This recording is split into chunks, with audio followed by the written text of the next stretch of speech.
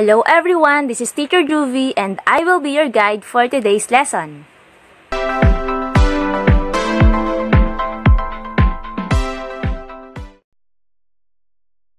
Let us discuss representing quantities and solving problems. So again, let's review or define what is an algebraic expression. It is a mathematical sentence with an equal sign which shows that two expressions on either side are equal. And it is also a mathematical phrase that uses variables, numerals, and operation symbols. So, nung nakaraan, we have learned how to translate verbal expressions into mathematical expression or algebraic expression. So now, gagamitin natin ito, i-apply natin ang ating skills sa pag-translate ng verbal expressions into mathematical expressions sa mga real-world situations or problems.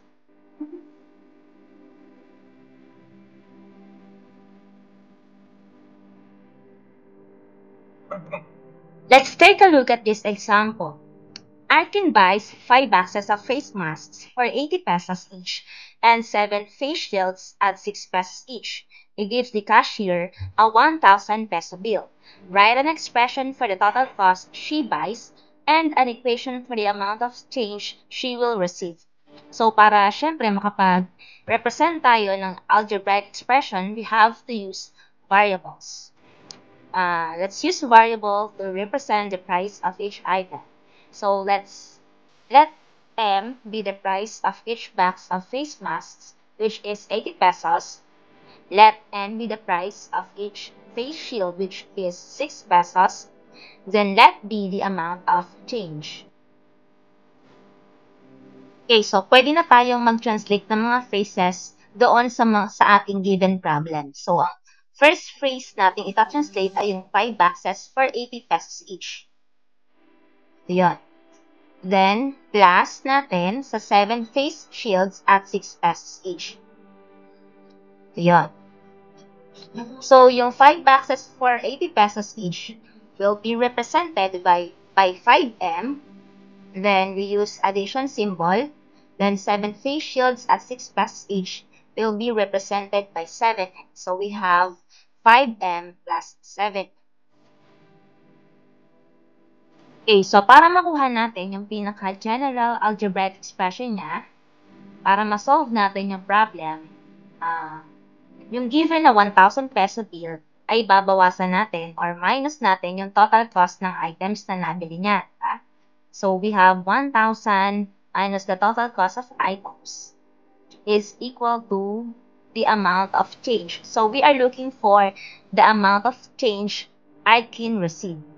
Okay, so translate na natin. So, we have 1,000 minus yung total cost ng items ay 5M plus 7M is represented by the equal symbol and the amount of change is represented by the variable P or by the letter P.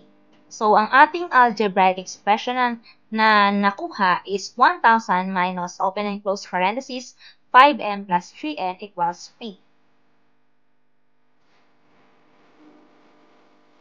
Let's consider this problem. Arvin is a newly hired nurse in a private hospital in Bae, Laguna. As a policy of the hospital, he should wear a PPE or personal protective equipment. He was given a clothing allowance of 15,000 pesos. How many PPE can he buy using this amount?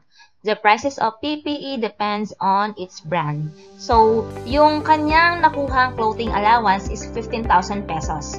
Then, sabi, ang presyo ng PPE ay nakadepende sa brand nito. So, ito yung table na nagpapakita ng mga prices ng PPE na iba-iba yung brands niya.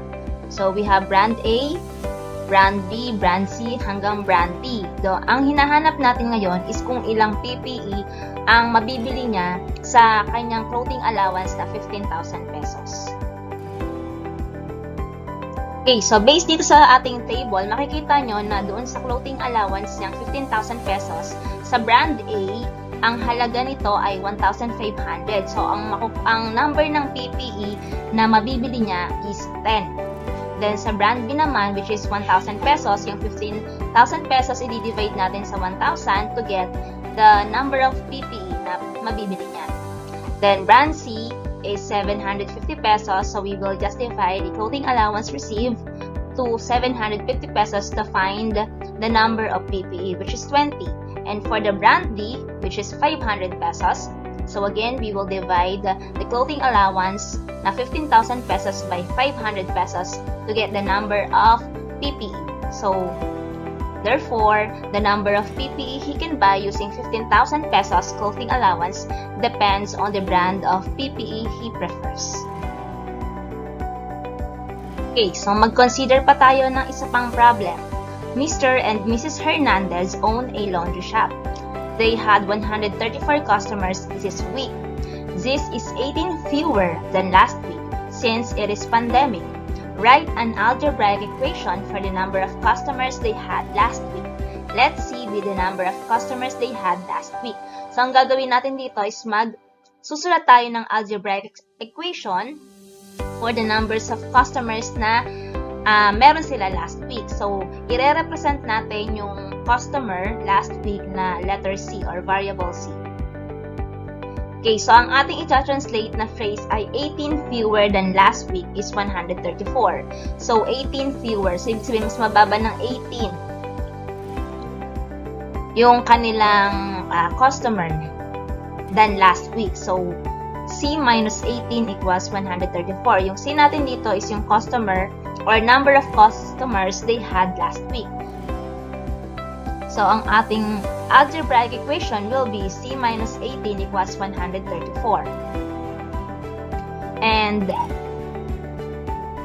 solve natin yung ating problem based dito sa ating nakuhang or nasulat na algebraic expression.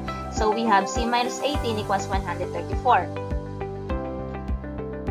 So, C minus 18 equals 134, gagamitin natin yung additive inverse. Kukunin natin yung additive inverse ng negative 18. That is, di ba, positive 18. Kasi pag pinag-add natin ang negative 18 at saka positive 18, that is equal to 0. Pwede natin siyang i-cancel. So, tatandaan nyo kung ano yung in-add natin dito sa left side, yun din yung i-add natin sa right side. So, dapat pareho tayong mag-a-add ng 18. So, adding the additive inverse of negative 18, which is positive 18 in both sides, para makancel natin yung negative 18. So, makakancel na yan kasi 0 na yan. So, ang matitira na lang dyan is C equals yung 134 plus natin sa 18, that is 152. Therefore, they had 152 customers last week.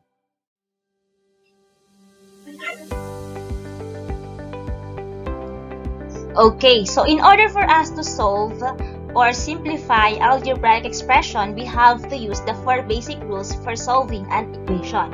So, yung first rule natin is the addition property of equality. So, paano ba natin ginagamit ang addition property of equality? So, if the same quantity is added to both sides of an equation, the resulting equation is equivalent to the original equation. Okay, so kung papansin ninyo, ang ating algebraic expression is x minus 16 equals 16. Dapat, kapag nag-add tayo ng isang quantity sa both sides, same yung kanyang magiging value. Or, magiging equivalent yung kanyang value. So, yung x minus 16 is equal to 16. Kukunin natin yung additive inverse ng negative 6 and that is positive 6. So, kung nag-add ka ng positive 6 sa left side, dapat mag-add ka din doon sa right side. Tatandaan nyo yan. Kakalimutan. Okay, so ang purpose natin kung ba tayo mag-add ng positive 6 ay para makancel natin yung negative 6. So, dito sa part na to, sa left side, x na lang ang matitira, di ba? Then, add natin yung 16 plus 6. So, the value of x is 22. Okay, next.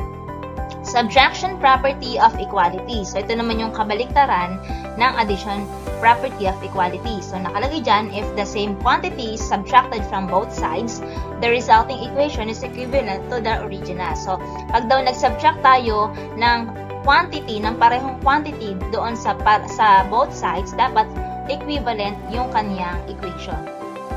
So, x plus 6 equals 16. So, positive 6 to. So, kukontrahin natin siya. Dapat magma-minus tayo ng 6 sa left sides at sa right side para makancel natin ang positive 6. So, ang matitira na lamang dito ay x. Then, 16 minus 6 is equal to 10. So, the value of x is 10. So, ganyan natin ipe-perform ang addition property at subtraction property. Proceed naman tayo sa multiplication property of equality. So, if both sides of an equation are multiplied by the same non-zero quantity, the resulting equation is equivalent to the original equation. So, dito naman, i-multiply naman natin yung both sides sa same na non-zero quantity. So, for example, x over 5 equals 15. So, since ang ating denominator ay 5, para makancel natin siya, kailangan natin siyang i-multiply both sides by 5. So, yan. Cancel na natin yung 5 at 5, yung numerator na 5 and denominator na 5. Mga cancel yan, that's equivalent to 1, diba? So, matitira na lamang ay x equals 15 times 5, that is 75. So, again, dapat safe mo i-multiply yung dalawang sides sa same quantity. Okay, number 4 is division property of equality. If both sides of an equation are divided by the same non-zero quantity, the resulting equation is equivalent to the original equation. So, ganito siya ginagawa. So, 5x equals 15. So, since ang hinahanap natin ay value ng x, kailangan itong katabi niyang numerical coefficient na 5, i-divide natin both sides sa 5. Okay? Then, makakancel natin yung 5 tsaka 5. So, matitira na lamang dito ay x equals 3, kung saan 15 i-divide natin sa 3.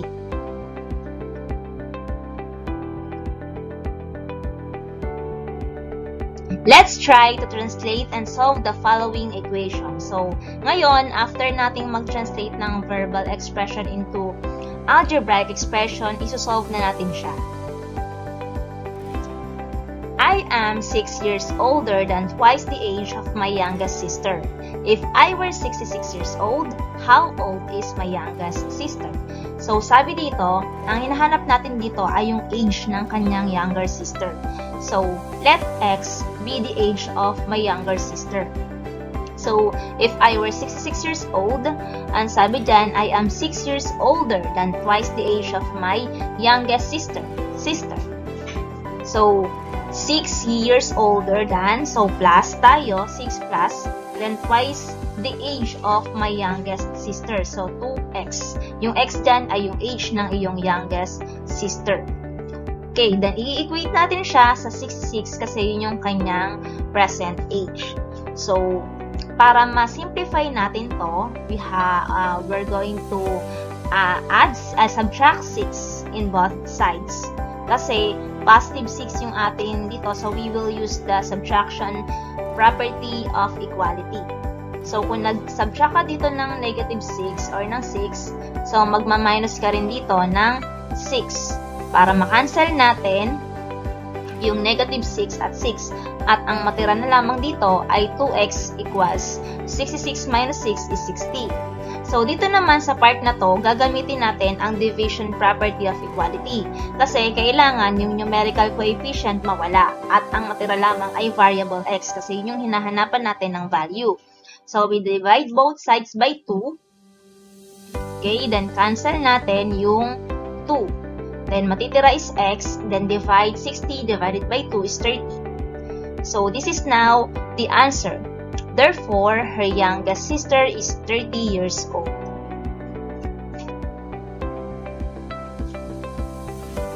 Okay, so let's translate the following equation, following into equations and solve. So, first problem. If thrice a number is increased by 11, the result is 35. What is the number? So, thrice daw ng number ay dinagdagan ng 11 at ang resulta is 35. So, pag tinranslate natin siya, this will become 3x plus 11 equals 35. So, we are looking for the number, which is the value of x. So, para makuha natin, we have to use the subtraction property of equality. So, since positive 11 to, magma-minus tayo ng 11 sa both sides. So, 3x plus 11 minus 11 equals 35 minus 11. Then, i-cancel na natin yung positive 11 at negative 11. So, ang matitira na lamang dyan ay 3x equals 35 minus 11 is 24. Then, dito naman sa part na to, dahil may numerical coefficient yung variable x, kailangan mawala yan. So, kailangan natin gamitin ang division property of equality wherein we divide both sides by 3. Okay, then cancel natin yung 3. Then, x na lang matitira. And 24, i-divide natin sa 3, so the answer is x. So, the value for x is 8. Next. If twice a number is decreased by 13, the result is 9. What is the number? So, yung twice daw ng number ay binawasan ng 13 at ang naging resulta is 9. So, pag tinranslate natin yan sa algebraic expression, this will become 2x, twice the number. X is the number, then decreased, that is subtraction by 13. So, the result is 9. So, 2x minus 13 equals 9. So, again, gagamit naman tayo dito ng addition property of equality kasi negative 13 to eh. So, mag-add tayo ng 13 in both sides. So, 2x minus 13 plus 13 equals 9 plus 13. Then, cancel natin yung negative at positive 13. So, 2x na lang ang matitira. So, 9 plus 13, that is 22. Then again, using the division property of equality, since i-divide natin tong 2x or both sides sa numerical coefficient na 2 para ang matira na lamang ay x. Okay, so cancel natin yung 2. So x ang natira. Then 22 divided by 2, that is 11. So the value of x is 11. Next. 7 less than twice a number is 15. What is the number? So, translate natin itong 7 less than twice a number.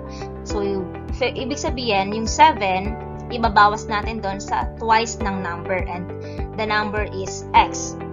Or the missing number is x. So, ang resulting niya is 15. Since negative 7 ang ating quantity dito, kailangan mag-add tayo ng positive 7 para makancel. Okay? So, we add both sides positive 7. So, makakancel na itong negative 7 at 7. Matitira na lamang ay 2x. And we add 15 plus 7, that is 22. Then, division property of equality. So, i-divide natin siya sa numerical coefficient na 2 para ang matira ay x. So, cancel na natin. So, 22 divided by 2, that is also 11.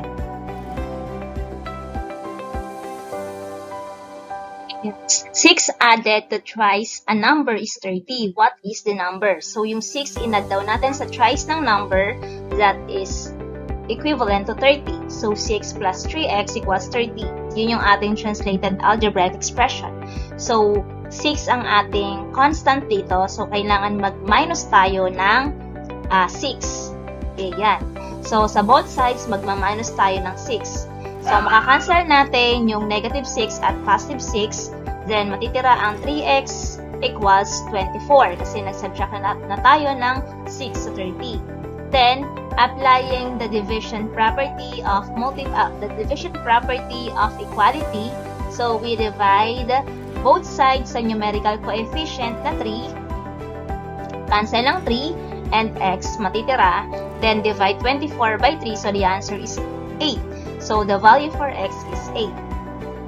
Next, if half the number is added to 16 is 60, what is the number? So, yung half daw ng number ay inad sa 16 at ang naging resulta ay 60. So, pag tinranslate natin yan, this will become 1/2 x plus 16 equals 60.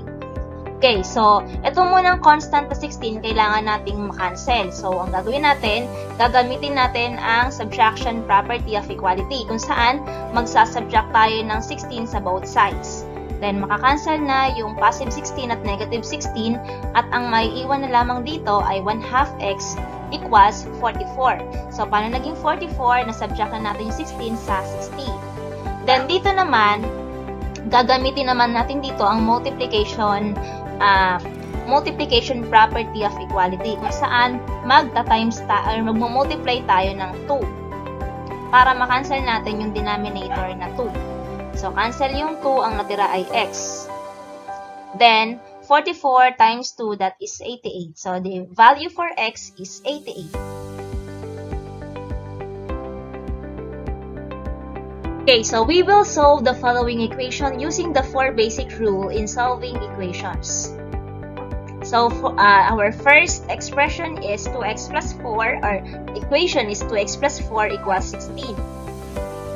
So, ang ating constant na 4 ay kailangang mawala or makancel. So, we will subtract negative 4 both sides. So, cancel natin ang positive 4 at negative 4. So, matitira na lamang dyan is 2x equals 12. Then, applying the division property of equality. So, we will divide it both sides sa numerical coefficient na 2 para makancel at x na lang ang matira. Then, evaluate natin ang 12 divided by 2. So, the value for x is 6. Next, 68 equals 3y minus 4. So, ang constant natin na negative 4 dito, kailangan mawala. So, we add 4 both sides. So, that is applying the addition property of equality. Then, cancel natin ang negative 4 plus 4. So, matitira ay 3y equals 68 plus 4 is 72. Then, applying naman the division property of equality. So, i-divide natin siya sa numerical coefficient na 3 para makancel at y na lang ang matira. Then, the value for y is 24 when we divide 72 by 3. Okay, next. M over 4 equals 17. So, ang i-apply natin ditong rule ay multiplication property of equality. Dahil ang denominator natin ay 4, so, syempre, magmumultiply tayo ng 4 both sides. So, cancel lang 4, ang matitira ay M. Then, don't forget to multiply 17 by 4. So, the answer is 68. So, the value for M is 68. Next, 3n over 6 equals 7. So, again, we will use the multiplication property of equality. We will multiply both sides by 6. So, cancel ang 6. Then, matitira is 3n equals 42. 7 times 6 is 42. Then, applying the division property of equality, we divide both sides by 3 para makancel ang 3 at matira ay n. Then, don't forget to divide 42 by 3. So, the value for n is 14. Okay, next. X minus negative 27 equals 35 minus 12. So, ang rule natin dito, ang uunahin natin i-evaluate ay itong nasa loob ng parenthesis. So, kailangan natin simplify muna itong negative at negative 27. So, applying the rules sa integers, when we multiply the negative by negative, so we will get positive, di ba? So, magiging x plus 27. Then, pwede na rin natin i-evaluate itong 35 minus 12. So, that is 23. Then, ang ating constant na 27 ay kailangan makancel. So, ang gagawin natin is we will apply the subtraction property of equality wherein we will subtract 27 both sides. So, cancel natin ang 27 or positive and negative 27. So, matitira na lamang dyan ay x. Then, 23 minus 27 is negative 4. So, the value of x is negative 4. Next, 5x plus negative 55 equals 20. So, unahin muna natin itong nasa loob ng parenthesis. So, positive times negative, that is negative. So, this will become 5x minus 55. Diniretso na lang. 5x minus 55. Then, since negative nga ang ating 55, kailangan mag-add tayo ng 55 both sides. So, cancel natin ang negative 55 plus 55. So, matitira ay 5x equals 20 plus 55 is 75. Then, applying the division property of equality, we divide both sides by the numerical coefficient 5. Then, cancel. So, x ang matitira. Then, 75 divided by 5 is 15. Okay, next. 96 minus 4x equals negative 28. So, nandito yung ating constant na 96. So, gagawin natin, since positive to, magma-minus tayo ng 96. Both sides. makakancel ang negative 96 at positive 96. Ang matitira ay negative 4x equals negative 124 kasi pareho silang negative, diba? So, adding same signs. So, negative 124. Then, applying the division property of equality, we divide both sides by negative 4. So, makakancel. Ang matitira ay x. Then, negative 124 divided by negative 4 is 31. Okay, next, negative 41 plus 3x equals negative 23 minus 18. So, pwede na natin i-simplify itong negative 23 minus 18. So, magiging negative 41 plus 3x equals negative 41 dahil pareho sila ng sign. So, i-add natin yung dalawang numbers. Then, negative 41, mag-a-add tayo ng positive 41. Both sides, so makakancel siya pareho kasi kontra sila pareho. So, matitira dito ay 3x equals 0. So, i-divide pa rin natin siya sa numerical coefficient na 3 para x na lang ang matira at ang 0 divided by 3 is 0.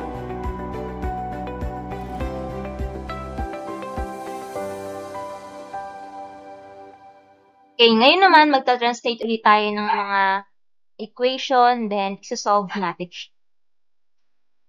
Okay, so I am 24 years old. My age is 2 less than twice my sister's age. So, what will be the translated equation for this problem? So, siya daw ay 24 years old. Ang kanyang age ay 2 less than twice my sister's age. So ilalet x natin yung sister's age. So, yung variable x, i-represent natin sa age ni sister. So, 2 less than. So, 2, i-minus natin dun sa twice ng age ng kanyang sister. So, ang kanyang age ay 24. So, equate natin itong expression sa 24. Kaya ang ating translated equation is 2x minus 2 equals 24. So, again, applying the 4 basic rules ng equality. So, since negative 2 to, mag-add tayo ng positive 2, both sides. Cancel natin ang negative 2 at positive 2. So, matitira ang 2x, then 24 plus 2 is 26. Then, applying the division property of equality, i-divide natin both 6 by 2. So, the value for x is 13.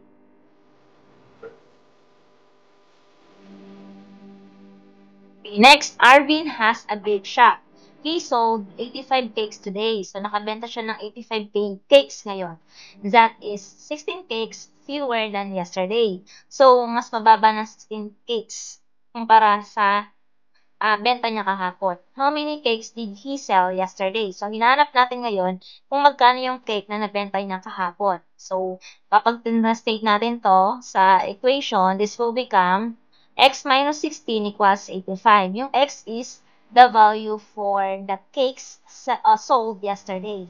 Then, babawasan natin yon ng 16 kasi 16 fewer. 16 fewer. Fewer means subtraction. Then, equate natin siya sa total number of cakes na nabenta today, which is 85. So, para ma-evaluate or ma-simplify natin yung equation, so, since negative 16 to, mag-a-add tayo ng positive 16 para ma-cancel. So, add positive 16 both sides. Cancel natin. So, x, matitirang x dito. Then, 85 plus 16 is 101. Therefore, ang cakes na nabenta yesterday is 101.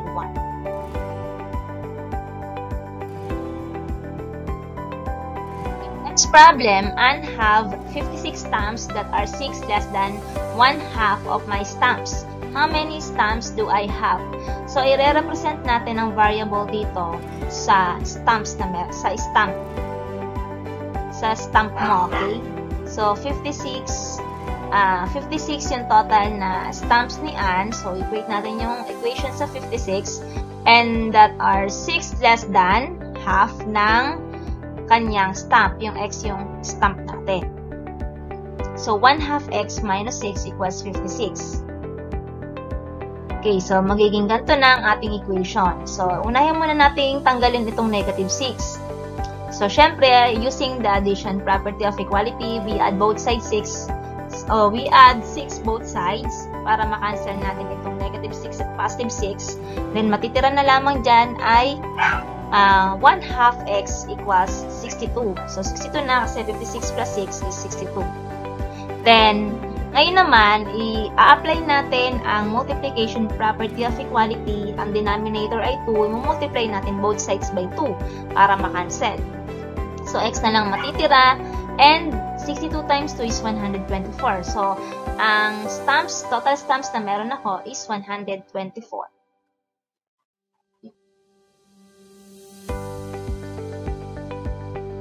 Okay, this month, Cheese earned only 3/4 of his earning last month. If his earning last month is 12,600 pesos, how much did he earn this month?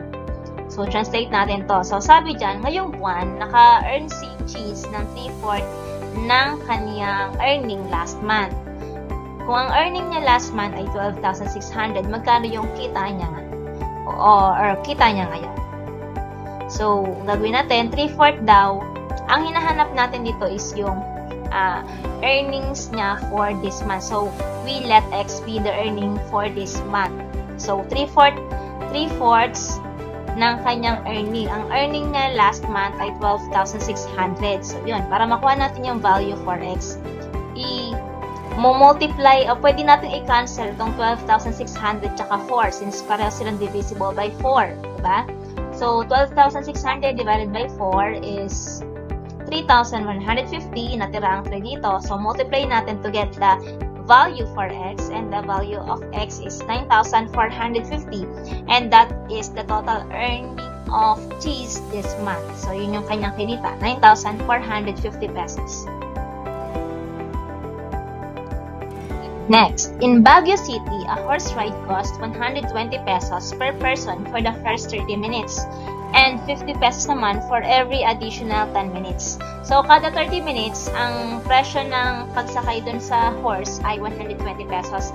At kapag nag-add ka ng 10 minutes, mag-add ka ng 50 pesos. If you spend 270 pesos for a horse ride, for how long did you ride?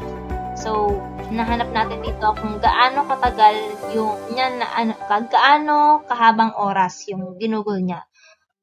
Okay, so ang ating translated dito ay equation dito ay 120 plus 5 times x minus 30 equals 270. So, paano natin nakuha yan? So, sabi, let x be the number of minutes, diba? Hanapin natin yung x natin, i-represent natin yung x as the number of minutes.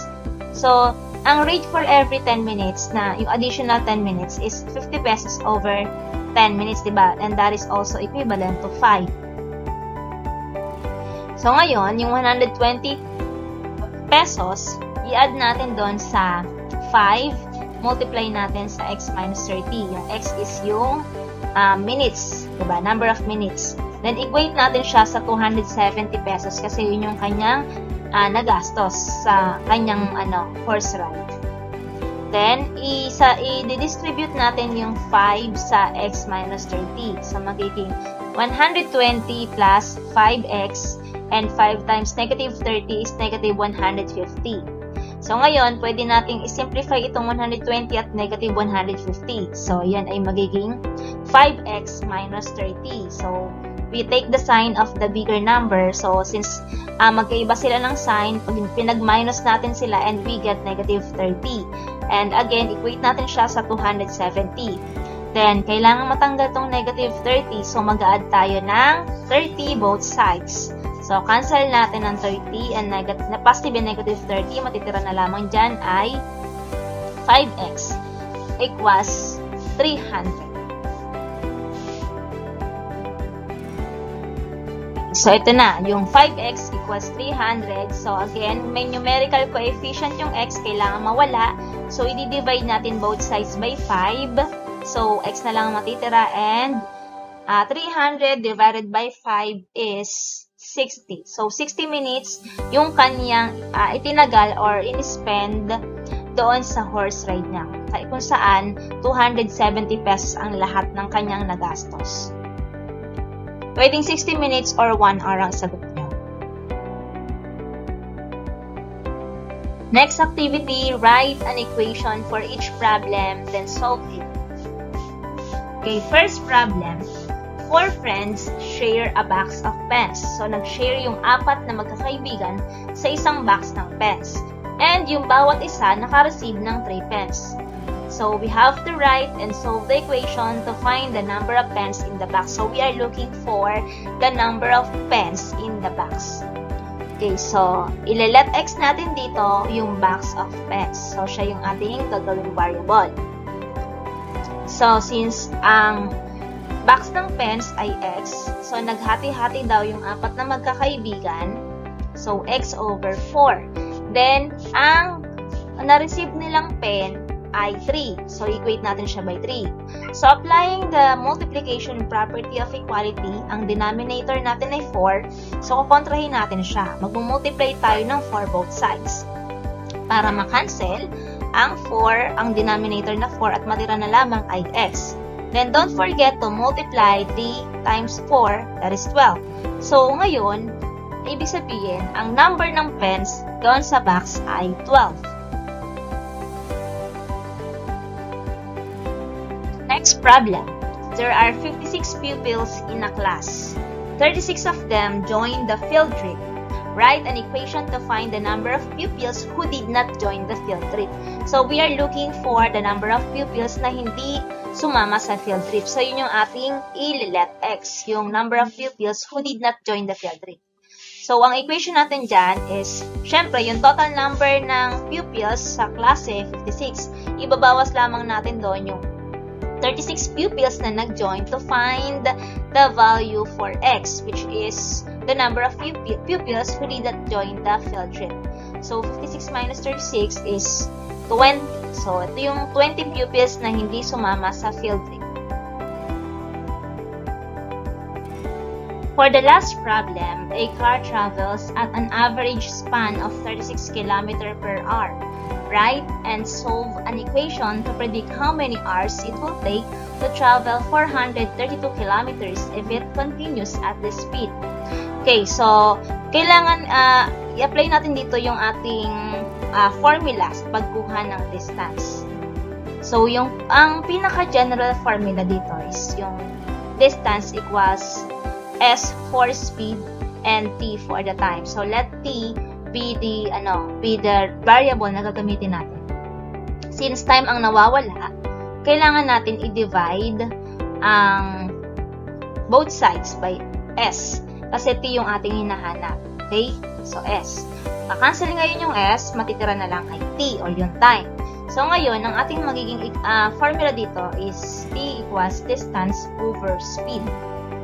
Okay, so dito sa ating problem, i-identify natin alin dito yung distance, alin dito yung speed. So, ito yung 432, ito yung kanyang distance, 432 km. Then, yung speed niya is 36 km per hour. So, yung kanyang speed. So, ngayon, i-substitute natin yung mga given value sa ating formula dito. So, t equals 432, ito yung distance, over 36, ito yung ating speed. Para makuha natin yung time. So, ang time ngayon is when 12 hours. So, when we divide 432 by 36, so ang time dito is 12 hours.